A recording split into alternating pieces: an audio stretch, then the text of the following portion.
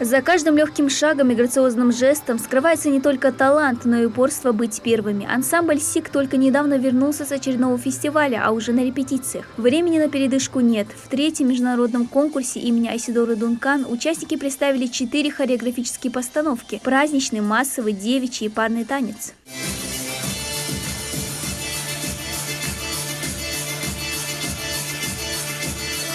В танцевальном фестивале принимали участие 94 творческих коллектива. Ансамбль «Сик» выступил наравне с государственными и муниципальными коллективами. Итог: 2 первых, 1 второе место и море положительных эмоций, делится Хади Гудантова. В ансамбле она уже 3-й год. Пришла сама, чтобы тяга к искусству наконец нашла свое воплощение в танце. У меня с детства в душе было танцевать. И поэтому я хотела всегда, мечта была.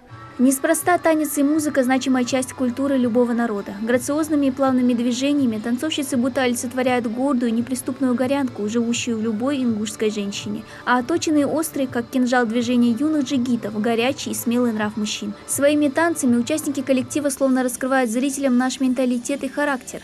Сейчас в копилке ансамбля 19 хореографических номеров, и постановка каждого – это целое искусство. Выучить детей не настолько трудно, чем как поставить номер, предусмотреть историю ингушского народа, как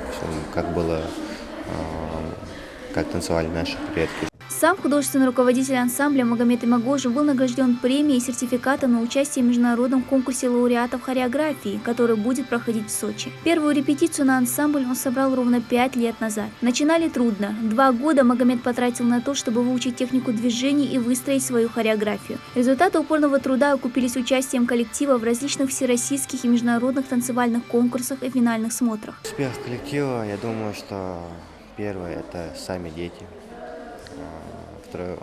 Здесь, в сельском поселении Троицкого, никогда не было ансамбля. Детям интересно выехать куда-то, показать не только себя, но и представить всю республику. К достижениям немалую руку прилагают и родственники участников коллектива, от покупки костюмов до расходов на поездки. Но, как делится Айшат Кукаева, это приятные хлопоты. У меня внучка занимается, Кукаева Мадиночка.